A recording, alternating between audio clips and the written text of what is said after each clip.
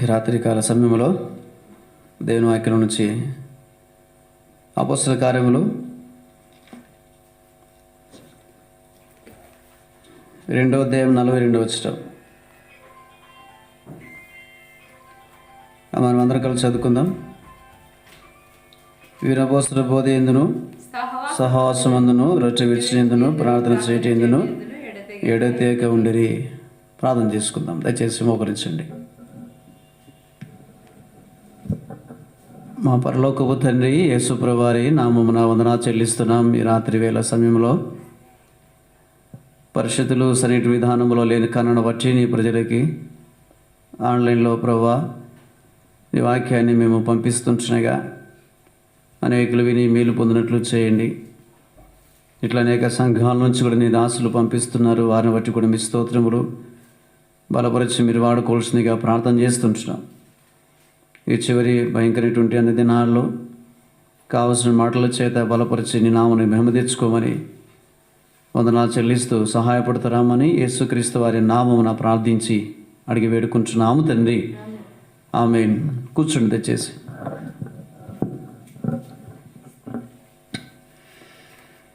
అపొస్తలుల కార్యములు 2వ అధ్యాయము 42వ వచనం మనం ఎక్కువగా వాడుతూ ఉంటాం.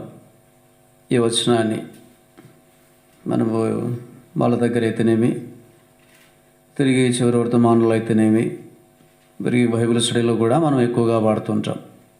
ఈ రాత్రి ప్రభు సహాయం చేసిన కొలది సహవాసం గురించి కొంత మనము ధ్యానించడానికి ప్రయత్నం చేద్దాం. ఈ సహవాసం గురించి ప్రభు మనకు తెలియజేస్తున్న మాట ఎడతెగక. కనుక మనము ప్రభుతో ఎడతెగని సహవాసం చేయడం ద్వారా మనం ఎంతైనా కూడా మనం మేలు పొందగలుగుతాం, మనం దీవించబడగలుగుతాం, ఆశ్రయించబడగలుగుతాం. అంత మాత్రమే కాకుండా ప్రభు ఉద్దేశము మనలో ఏమైందని చూస్తే, అనగా లోకముతో కంటే లేకపోతే మనుషులందరికంటే ప్రభు వారి ఉద్దేశం ఏంటంటే ఆయనతో మనం సహవాసము చేయాలని, అనగా ఆయనతో మనము ఎడతెగక ఉండాలని ప్రభు ఉద్దేశం. చూడండి, 1 యోహాను రాసిన పత్రిక 1వ అధ్యాయం 3వ వచనం. మనతో కూడా మీకును సహవాసం కలిగినట్లు మేము చూచిన దానిని వినిన దానిని మీకు తెలియజేస్తున్నాం. మన సహవాసం అయితే తండ్రితో కూడాను ఆయన కుమారుడైన యేసుక్రీస్తుతో కూడాను ఉన్నది. మనం ఇక్కడ ఏం చూస్తున్నాం? మన సహవాసం అయితే తండ్రితో కూడాను ఆయన కుమారుడైన యేసుక్రీస్తుతో కూడాను ఉన్నది. ఇది ప్రభు మన ద్వారా కోరేది. అనగా యేసుక్రీస్తుతో మన సహవాసం ఎందు నిమిత్తమై? ఈయన పరలోకానికి మార్గమై ఉన్నాడు. కనుక మనం ఎంతగా ఆయనతో మన సహవాసము చేయగలుగుతామో అంతగా మనం ప్రభుతో సదాకాలం మనం ఉండగలుగుతాం. కనుక ఎలాంటిది సహవాసం అని జ్ఞాపకం చేస్తూ వచ్చిన పుస్తకం 2:42లో ఎడతెగని సహవాసము, ఎడతెగని సహవాసం మనం చేయాలి. కానీ ఈ దినాల్లో చూస్తే ప్రియులారా, ప్రభు కంటే ఎక్కువగా లోకముతో, పాపముతో, లోక సంబంధమైన వాటితో ఎడతెగని సహవాసం కలిగినటువంటి వారుగా ఉన్నారు. చివరికి లాస్ట్కి ప్రియులారా, అది మనుషుని దేవుని నుంచి, సంఘం నుంచి, నిత్యత నుంచి అనగా వేరు చేసేదిగా ఉంది. కనుక ప్రభు మనకు జ్ఞాపకం చేస్తున్న మాట ఏంటంటే ఆయనకు ఎడతెగని సహవాసం ప్రభుతో. కనుక వీరి అంటే ఎవరు? రక్షించబడినవారు, అనగా లోకం నుంచి వేరైన వారు, పాపక్షమాపణ పొందినవారు, ప్రభునందు విశ్వాసం ఉంచిన వారు. అనగా వీరి గురించి ప్రభు ఏం మాట్లాడుతున్నాడంటే ఎడతెగని సహవాసం అనగా ప్రభుతో మనం ఉండాలని జ్ఞాపకం చేస్తున్నాడు. రండి మరొక మాట చూద్దాము. 1 కొరింథీ రాసిన పత్రిక 7వ అధ్యాయము 24వ వచనం. సహోదరులారా, ప్రతి మనుషుడును ఏ స్థితిలో పిలువబడినో ఆ స్థితిలోనే దేవునితో సహవాసము కలిగి ఉండవలెను. ఎంత మంచి మాట అండి! ఎవరితో సహవాసం కలిగి ఉండాలంట? దేవునితో సహవాసం కలిగి ఉండాలి. దేవునితో మనం సహవాసం మనం కలిగి ఉండగలిగితే అంతకంటే కూడా ప్రియులారా ఆశీర్వాద లోకంలో ఎక్కడ లేవు. లోకముతో, లోక స్థితిగతులతో, మనుషులతో మనం సహవాసం కలిగి ఉంటే ఆత్మీయంగా మనం నష్టపోతాం. మనం వృద్ధి పొందలేము ఆత్మీయంగా. రెండవదిగా, ప్రభు అనగా మన విషయమై ఏమాత్రం కూడా ఆనందించలేడు. కనుక యాత్ర జీవితంలో ప్రియులారా, మనం ఎక్కువగా మన ప్రభుత్వం, మన సహవాసం మనం కలిగి ఉండాలి. రండి, 1 కొరింథీ రాసిన పత్రిక 1వ అధ్యాయం 9వ వచనం చూడండి. మన ప్రభువైన యేసుక్రీస్తు అను తన కుమారుడి సహవాసమునకు మిమ్మును పిలిచిన దేవుడు ఎవరంట? నమ్మదగిన వాడు. అనగా ఆయన సహవాసమునకు మనల్ని పిలిచినాడు. ఆయన ఎవరంటే నమ్మదగిన దేవుడు. ఆయన అంటే ఆయన అపనమ్మకస్తుడు కాడని, అనగా పిలిచిన వాడు మనల్ని అనగా మధ్యలోనే వదిలిపెట్టి పోడని. ప్రియులారా, ఎంత అద్భుతమైన దేవుడు చూడండి. పిలిచినవాడు నమ్మకమైన వాడు. ఆ నమ్మకమైన వాడు కాబట్టి మన రక్షణార్థమై, పాపక్షమాపణ కొరకై, విడుదల విమోచన కొరకై తన కుమారుడు మన కొరకై పంపించినాడు. ఎంత అద్భుతమైనటువంటి ప్రేమ దేవునిది. కనుక నమ్మకమైనటువంటి దేవుడు ఆయన. మనం అనేకసార్లు ప్రభుతో మనం నమ్మకంగా మనం సహవాసం చేయలేం. అనేకసార్లు నమ్మకంగా మనం ప్రభుని వెంబడించలేం. అప్పగించినటువంటి పనిని నమ్మకంగా చేయలేం. నమ్మకంగా మనం ప్రభు నిమిత్తమే జీవించలేం. అపనమ్మకస్తులం. కనుక తండ్రి దేవుడు నమ్మకమైనటువంటి వాడు. రక్షణార్థమే తన కుమారుని మన కొరకే పంపించినాడు. ఎంత అద్భుతమైనటువంటి ప్రేమ. యాత్ర జీవితంలో ప్రియులారా, ఎవరితో సహవాసం చేస్తున్నాం? ఎవరితో ఎక్కువగా మనం గడుపుతున్నాం? ఎవరికి ఎక్కువగా మనం సమయం ఇస్తున్నాం? దేని నిమిత్తమై మనం ప్రయాసపడుతున్నాం? దేని నిమిత్తమే మనం పాకులాడుతున్నాం? దేని నిమిత్తమే మనం పరుగులు తీస్తున్నాం? యాత్రా జీవితంలో ప్రియులారా, ఈ చివరి ఎంత దినాల్లో ఎక్కువగా మనం ప్రభుత్వం మన సహవాసము చేయాలా? ఎందుకు పంపించడండి ఈ తెగులు? ఎందుకు ఇచ్చాడండి లాక్డౌను? ప్రభుత్వం మన సహవాసము చేయాలని, ఎక్కువగా మనం ప్రభుని సేవించాలని, ఎక్కువగా మనం అనగా ప్రభుత్వం మనం సంబంధం కలిగి ఉండాలని. ఈ విషయాలు ప్రియులారా మర్చిపోవద్దు. ఆయనతో సహవాసము చేయడం ద్వారా ఉన్నతమైన ఆశీర్వాదాలు మనకున్నాయి. రండి, 1 కొరింథీ రాసిన పత్రిక 15వ అధ్యాయం 33-34. మోసపోకుడి, దుష్ట సాంగత్యము మంచి నడవడికను చెడుపును. నీతి ప్రవర్తన గలవారై మేల్కొని పాపము చేయకుడి. చూడండి, ఇక్కడ ఏం చూస్తున్నాం మనం? మోసపోకుడి, దుష్ట సాంగత్యము మంచి నడవడికను చెడిపేస్తుంది. దుష్ట సాంగత్యం అనగా దుష్టులతో, లోకస్తులతో, అన్యులతో, లోక సంబంధమైనటువంటి వారితో, శరీర సంబంధులతో అనగా మనం సహవాసం చేస్తే ప్రియులారా అనగా చెడిపోతాం. మన ఆత్మీయత అడుగంటిపోయేదిగా ఉంది. ప్రభు నిమిత్తమై, ప్రభు కొరకై మనం ఏమాత్రం కూడా జీవించలేం. వారితో సహవాసం చేస్తే ప్రభు వారు జ్ఞాపకం చేస్తున్నాడు. దుష్ట సాంగత్యం, దుష్టులతో, లోకస్తులతో, పాపములో అనగా జీవించేటువంటి వారితో, లోక సంబంధమైన వారితో సాంగత్యము చేయకూడదని, అనగా సహవాసం మన వారితో కలిగి ఉండకూడదని ప్రభు వారి రాత్రి కాల సమయంలో జ్ఞాపకం చేస్తున్నాడు. ప్రియుడా, ఈ చివరి 8 దినాల్లో, ఈ భయంకర దినాల్లో ఒక్కసారి దేవునికి వాక్యాన్ని దయచేసి జాగ్రత్త ఉండడానికి ప్రయత్నం చేయి. ఎవరితో ఎక్కువగా సహవాసం చేస్తున్నావు? ఈ లాక్డౌన్ సందర్భంలో దేవుని వాక్యాన్ని ఎక్కువగా చదువుతున్నావా? ఎక్కువగా ప్రార్థన చేస్తున్నావా? ఎక్కువగా ప్రభుతో సహవాసం కలిగి ఉన్నావా? ప్రియులారా, అరితిగా లేకపోతే నష్టపోతాం. కనుక ప్రభువారు నష్టపోకూడదని ఈ రాత్రి తిరిగి సహవాసం గురించి ప్రభు మన జ్ఞాపకం చేస్తున్నాడు. రండి, మరొక మాట చదువుదాం. 6వ అధ్యాయం, ఇదే కొరింథీ రాసిన 2వ పత్రిక 6వ అధ్యాయం 14వ వచనం. మీరు అవిశ్వాసులతో జోడిగా ఉండకుడి. నీతికి దుర్నీతితో ఏమి సాంగత్యము?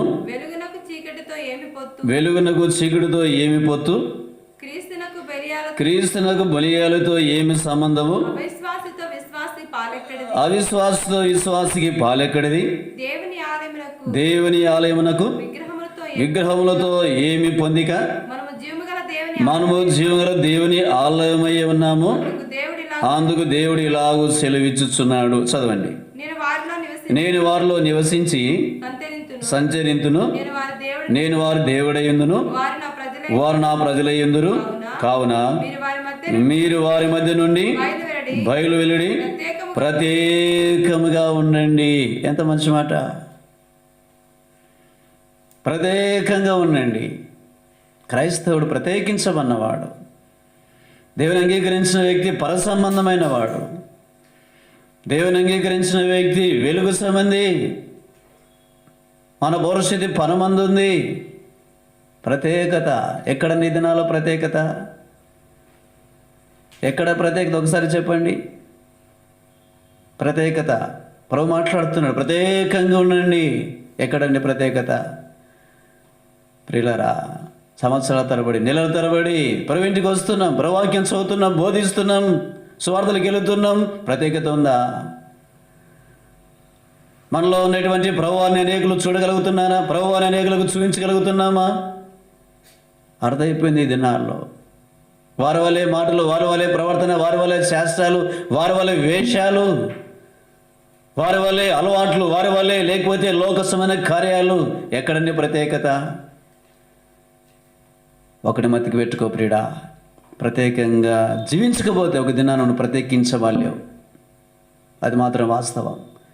నీ జీవితంలో ప్రత్యేకత లేకపోతే ఒక దినాన నేను లోకంలో నుంచి ప్రభువారు ప్రత్యేకింపలేడు, ప్రత్యేకించబడలేవు.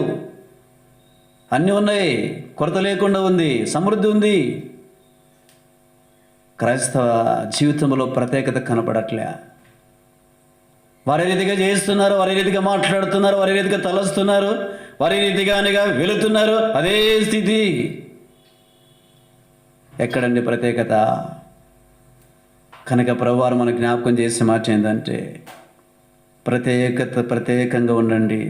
14వ వచనంలో ఒక మాట అన్నాడు, మీరు అవిశ్వాసులతో ఏముండకూడదంట? జోడి అనగా సాహసం కలిగి ఉండొద్దు, అనగా వారితో ఏమాత్రం పొత్తు కలిగి ఉండొద్దు. ప్రియులారా, ఎందు నిమిత్తమై? దుష్ట సాంగత్యం మంచి నడవడికని చెడిపివేస్తుంది. కనుక మన ప్రభుతో సహవాసము చేయాలా? దేవుని వాక్యాన్ని మనం చదవటానికి, దేవుని సన్నిధానంలోనికి వెళ్ళి మోకరించి ప్రార్థించడానికి నేర్చుకోవాలి మన యాత్ర జీవితంలో.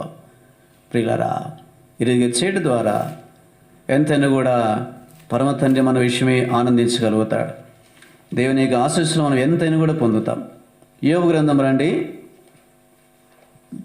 యోబు గ్రంథం 22వ అధ్యాయం 21వ వచనం.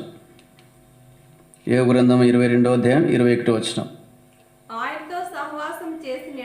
ఆయనతో సహవాసము చేసిన యెడల నీకు సమాధానము కలుగును. చూడండి, వాస్తవమా కాదా? లోకములో ఎవరితో సహవాసం చేసినప్పటికీ కూడా మనకు సమాధానం దొరకదు, అసమాధానమే. ఏమాత్రం క్షమాశ్రవాదము దొరకదు. ప్రియులరా, కనుక అనేకసార్లు ఇది ఏమాత్రం కూడా గ్రహించరు. కనుక ప్రభువాక్యం మనకి ఏం జ్ఞాపకం చేస్తుంది? చదవండి మరొకసారి. ఆయనతో సహవాసము చేసిన యెడల నీకు సమాధానం కలుగును. అది మొట్టమొదటిది. చదవండి. రెండోదిగా, అలాగున నీకు మేలు కలుగును. కనుక నీకు సమాధానం కలగాలంటే, రెండోదిగా నీకు మేలు కలగాలంటే దేవునితోనూ సహవాసము చేయాల. అది ఎలాంటి సహవాసం? ఎడతెగని సహవాసం. ఎడతెగని సహవాసం చేయగలిగితే నీ వ్యక్తిగత కుటుంబ జీవితంలో సమాధానం, విధానంలో వ్యక్తిగత జీవితంలో, కుటుంబ జీవితంలో, సంఘ జీవితంలో సమాధానం లేకపోవడానికి కారణం దేవునితో సహవాసం చేయట్లే, దేవునితో సంబంధం కలిగి జీవించట్లే. ప్రియులారా, కనుకనే ప్రతి వ్యక్తి జీవితంలో, ప్రతి కుటుంబ జీవితంలో, ప్రతి సంఘ జీవితంలో అసమాధానాన్ని మనం చూస్తున్నాం. కనుక ఈ చివరి దినాల్లో ప్రియులారా, దేవునితో మనం సహవాసం చేస్తే మొట్టమొదటిగా సమాధానం, రెండవదిగా ఏం కలుగుతుందంట? మేలు కలుగుతుంది. మూడవదిగా చూడండి 22వ వచనం. ఆయన నోటి ఉపదేశమును అవలంబించుము,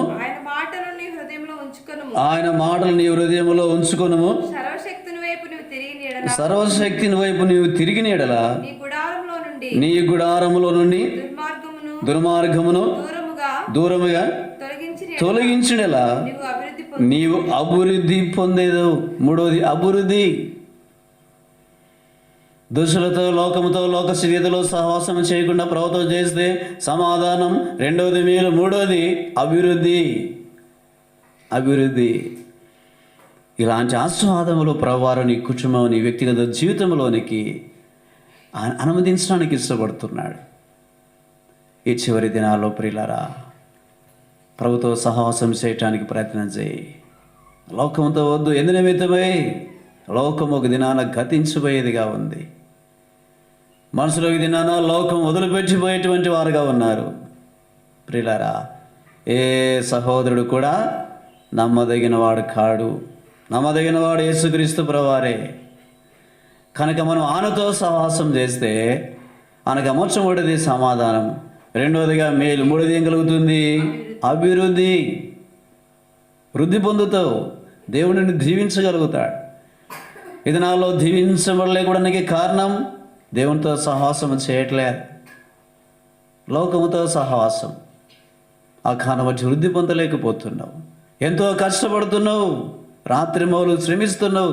వృద్ధి నీ జీవితం లేకపోవడానికి కారణం ప్రభుతో సహవాసం లేదు నీకు. ఈ రాత్రి కాల సమయంలో ప్రియుడా, నువ్వు ఎక్కడున్నా ఒక తీర్మానం చేసుకో. ప్రభువా, నేను నీతో సహవాసం చేస్తానయ్యా, నేను నీతో ఉంటానయ్యా, నేను నీతో నడుస్తానయ్యా, నువ్వు నాకు కావాలా ప్రభువా అని చెప్పేసి ఎప్పుడైనా ఏ స్థితిలోనైనా అన్నావా? అనటానికి ఇష్టమన్నావా? లేకపోతే ప్రియుడా, ప్రభు నీతో మాట్లాడుతున్నాయిగా నీ అంతరంగంలో ప్రభువారితో ఒక ఒప్పందం చేసుకో. ప్రభువా, నేను నీతో సహవాసం చేస్తాయా అని చెప్పేసి ప్రభువారు నీకు సమాధానం ఇస్తాడు. ప్రభు నీకు మేలు కలిగిస్తాడు. అంత మాత్రమే కాకుండా ప్రభువారు నిన్ను వృద్ధి చేస్తాడు, వృద్ధి పొందింప చేస్తాడు. వృద్ధి పొందింప చేయడమే కాదు, ఆయనతో నువ్వు సదాకాలం ఉండగలుగుతావు. ఆయనని తీసుకెళ్తాడు. అలాంటి దీవులు నీకు ఇవ్వాలని ప్రభువారు కోరుతున్నాడు. ఆ చిన్న భాగం చూసి ముగిద్దాం రండి. ఆదికాండం 5వ అధ్యాయం. ఇక్కడ ఒక వ్యక్తి ప్రభుతో సహవాసం చేసిన స్థితి మనకు అర్థమవుతుంది. 23వ వచనం. హానోకు దినములన్నీయు 365 ఏండ్లు. హానోకు దేవునితో నడిచిన తర్వాత దేవుడు అతన్ని తీసుకుని పోయిన గనక అతడు లేకపోయాను. చూడండి, హానోకు ఎవరితో సహవాసం చేసినాడు? ఎవరితో నడిచినాడు? దేవుడితో. లోకముతో కాదు, ప్రజలతో కాదు, గుంపుతో కాదు, శరీర సంబంధమైనటువంటి వారితో కాదు, దేవునితో నడిచినాడు. ఇది నాలో చాలామంది ప్రియులారా కనపడతారు, కానీ గుంపులుగా ప్రభుతో సహవాసం చేయరు. లోకముతో శరీర సంబంధమైనటువంటి వారితో సహవాసం చేస్తారు. వద్దు ప్రియుడా, దేవునికి ఉన్నతమైన ప్రేమని నిరాకరించవద్దు. ఆయనతో సహవాసం చేస్తే, ఎడతెగని సహవాసం చేయగలిగితే ప్రియులారా సమాధానం, మేలు, వృద్ధి పొందడమే కాకుండా 4వదిగా మనం ఇక్కడ ఏం చూస్తున్నాం? 24 వచనంలో చూడండి. 24 వచనం ఏం చూస్తున్నాం మనం ఇక్కడ? హానోకు దేవునితో నడిచిన తర్వాత దేవుడు అతన్ని ఏం చేసినాడంట? తీసుకొని పోయినాడు. నడవడం అంటే సహవాసం చేయడం, వెంబడించడం, అనుసరించడం, ఆధారపడడం, అప్పగించుకోనడం. ఆరతిగా చేసిన కానబట్టి దేవుడు అతన్ని తీసుకుని పోయినాడంట. కనుక ప్రభుతో నడవకపోతే, ప్రభుతో సహవాసం చేయకపోతే, లోకముతో చేస్తే, మనుషులతో చేస్తే ఇంకొకటి కూడా ఉంది, తీసుకుపోయేది. అపవాది ఎక్కడికి? నిత్య నరకానికి, ప్రలాపించేటువంటి స్థలానికి తీసుకెళ్తుంది. అలాంటి దౌర్భాగ్య స్థలంలోనికి నేను వెళ్ళకూడదనే మనలందరినీ దేవాదేవుడు ప్రేమించిన వాడే తన కుమారుడు యేసుక్రీస్తు ప్రభువారిని మన కొరకే భూమి మీదకి పంపించినాడు. ప్రియులారా, ఆయన మన యొక్క విడుదల విమోచన కొరకే, పాపక్షమాపణ కొరకై ఆయన చేసినటువంటి త్యాగం, బలయాగం ఉన్నతమైనటువంటిది. ఎరిగిన వారమై యాత్ర జీవితంలో ఎడతెగని సహవాసం మనం ఆయనతో చేయవలసిన వారిగా మనం ఉన్నాం. ఇట్లా హానోకుని గురించి చూస్తూ వచ్చినాం. ఎడతెగని సహవాసం. ఆయనకే కుటుంబం లేదా? ఆయనకేం భార్య పిల్లలు లేరా? ఉన్నారు ప్రియులారా. అయినప్పటికీ కూడా ఎడతెగని సహవాసం కలిగిన కారణం బట్టి దేవుడు అతన్ని తీసుకుని పోయాను. కనుక ఎప్పుడైతే మనం అలాంటి సహవాసం కలిగి ఉండగలుగుతామో ప్రభువారు మనం తీసుకెళ్తాడు. ప్రభు వస్తే మనం ఎత్తబడతాం. ప్రభుతో మనం సదాకాలం ఉండగలుగుతాం. ప్రభుతో మనం ఉండాలని ఆయన ఉద్దేశమే ఉంది. కనుక ఈ రాత్రి ఇలాంటి మాటలు ప్రియులారా వినిపింపజేస్తున్నాడు. కనుక విని ప్రభుతో సహవాసం చేయటానికి నేర్చుకుందాం. లేకపోతే ప్రియుడా, లోకముతో సహవాసం చేస్తే ఒక దినాన లోకం అగ్ని చేత కాల్చబడబోతుంది. మన గతి కూడా అంతే. కనుక ప్రభుతో సహవాసం చేస్తే మనం ప్రభుతో ఉండగలుగుతాం నిత్యత్వంలో సదాకాలం. ఎంత అద్భుతమైనటువంటి ప్రేమ! యాత్రా జీవితంలో చివరిగా ఎవరితో సహవాసం కలిగి ఉన్నావు? ఎవరితోనో సహవాసం చేస్తున్నావు? ఎవరితో ఎడదెగని సహవాసం కలిగి ఉన్నావు? ప్రియుడా, లోకముతోనా, లోక స్థితిగతులతోనా, మనుషులతోనా, శరీర సంబంధమైన వారితోనా, పాపముతో పొత్తు కలిగినటువంటి వారితోనా, అన్యులతోనా? వద్దు ప్రియుడా, ప్రభుతో సహవాసం కలిగి ఉండు. నీకు సమాధానం కలుగుతుంది. సమాధానం లేదా, మేలు లేదా?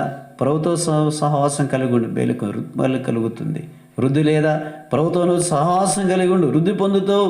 మూడోది, నాలుగోదిగా నువ్వు ప్రభు వస్తే ఎత్తవాడాలంటే నువ్వు ప్రభుతో సహవాసం చేయాలి. నువ్వు ప్రభుతో నడవాలి, అనగా వాక్యానుసారంగా జీవించాలి. వాక్యానికి భిన్నంగా మనం ఏమాత్రం కూడా జీవించకూడదు. వాక్యానికి భిన్నంగా జీవించినవా నిత్యత్వాన్ని కోల్పోతావు. అలాంటి దుర్భాగ్యమైన స్థితి మనకు సంభవించకూడదండి ప్రభువారు మనల్ని ఈ రీతిగా హెచ్చరిస్తున్నాడు. చివరిగా చూడండి 21వ వచనం, 5వ అధ్యాయం ఆదికాండం 21వ వచనం, 22వ వచనం. హానోకు మెతూషెలను కనిన తర్వాత 300 ఏండ్లు ఎన్ని ఏండ్లు అంటండి? ఎంత అద్భుతం చూడండి. ఇన్ని సంవత్సరాలు దేవునితో నడుచున్నాడు. ఒక వారం వస్తే ఒక వారం ప్రభు ఇంట్లో కనపడడం, 2 వారాలు వస్తే 3 వారాలు ప్రభు ఇంట్లో మనం కనపడడం. ఏమంచి అనేకమైనటువంటి సాకులు. తనకేం భార్య లేదా, పిల్లలు లేరా, కుటుంబం లేదా, పన్నులు లేవా, బాధ్యతలే ఉన్నాయి. దేవునితో నడుస్తూ వచ్చినాడు. కనుకనే దేవుడు అతనిని తీసుకుని పోయాను. ఒక దినాన నిన్ను దేవుడు తీసుకుని పోవాలంటే దేవునితో సహవాసం కలిగి ఉండు, దేవునితో నడువు. అప్పుడు దేవుడు నిన్ను తీసుకుని పోతాడు. ప్రార్థన చేస్తాం. దయచేసి మోకరించండి. మా ప్రేమగల పరలోకపు తండ్రి, యేసుప్రభువు వారి నామమున వందనాలు చెల్లిస్తున్నాం. ఈ రాత్రి వేళలో మీరు ఇచ్చిన ఈ కొద్దిపాటి లేఖనాలను బట్టి మీకు స్తోత్రం చెల్లిస్తున్నాం. మా బిడ్డల జీవితాల్లో వారి వినికిడిలో దీవించి విడుదలింప చేయండి. యాత్రా జీవితంలో భయంకర దినాల్లో ఎక్కువగా ఎడతెగని సహవాసం నీతో కలిగి ఉండి మీరు ఇచ్చేటువంటి ఆ నిత్యత్వాన్ని పొందుకున్నట్లు ప్రభా మీ కృపను మాకు ఎంతైనా అనుగ్రహింపజేసి మీరు మహిమ పొందుతున్నామని మీకు స్తుతులు చెల్లిస్తూ ఘనత మహిమా ప్రభావాలు మీకు ఆరోపిస్తూ మా బిడ్డలు చక్కగా విని వారి ఆత్మీయ జీవితాన్ని పెంపొందింప చేసుకున్నట్లు సహాయపడుతున్నామని, బలైతులు ఉన్న వారందరినీ కూడా కనికరించి ముట్టిని వాక్ను పంపి బాగు చేస్తున్నామని, ఈ కరోనా మహమ్మారిని సంపూర్ణంగా నిర్మూలన చేయమని ప్రభా మీ దయలస్థలకు అప్పగిస్తూ మా రక్షకుడు యేసుక్రీస్తు వారి నామమున ప్రార్థించి అడిగి వేడుకుంటున్నాము తండ్రి. ఆమేన్. మన తండ్రి దేవుని ప్రేమ, ప్రభువైన యేసుక్రీస్తు వారి కృపా, పరిశుద్ధాత్మ సహవాసం చేరిన వారికి, వింటున్న వారికి, సకల పరిశుద్ధులకును సంఘాలకును సదాకాలం యుగ యుగములో తోడై ఉండునుగాక. ఆమేన్.